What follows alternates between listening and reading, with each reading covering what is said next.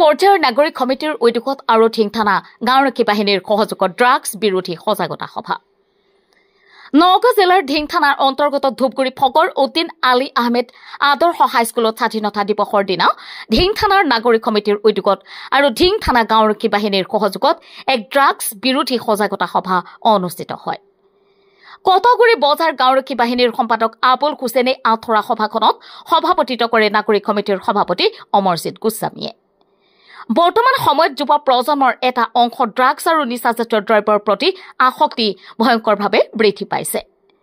Drugs মুক্ত অসমৰ স্বাৰ্থত ইতিমধ্যে অসম চৰকাৰেও বিভিন্ন পদক্ষেপ লৈছে। আৰক্ষীয়েও ঠায়ে ঠায়ে অভিযান চলাই ড্ৰাগছৰ বিৰুদ্ধে সবল স্থিতি গ্ৰহণ কৰিছে।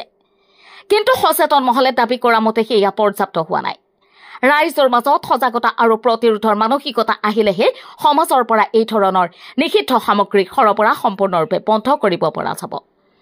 ইয়াৰ উদ্দেশ্য আগত ৰাখি ঠায়ে ঠায়ে ৰাইজৰ মাজত সজাগতা সৃষ্টি কৰাৰ বাবে সজাগতা সভা অনুষ্ঠিত কৰিছে নাগৰিক কমিটি আৰু গাঁওৰক্ষী বাহিনীয়ে।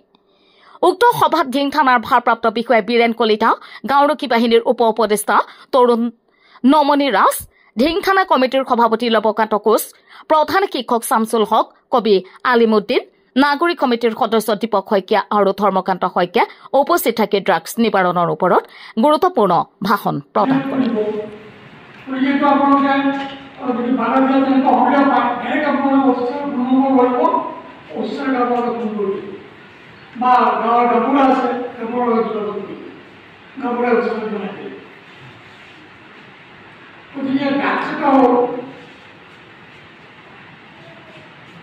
মহামারী দিছে মহামারী বিরোধী যায় ডাক্তার বিরোধী যায় কিন্তু নিজেও না জানে এই ডাক্তার দ্বারা চাকরি করতে গেছে গরুর পরে আজি জন্ম আজি জন্ম খালি জন্ম জুল করব পুকুর করব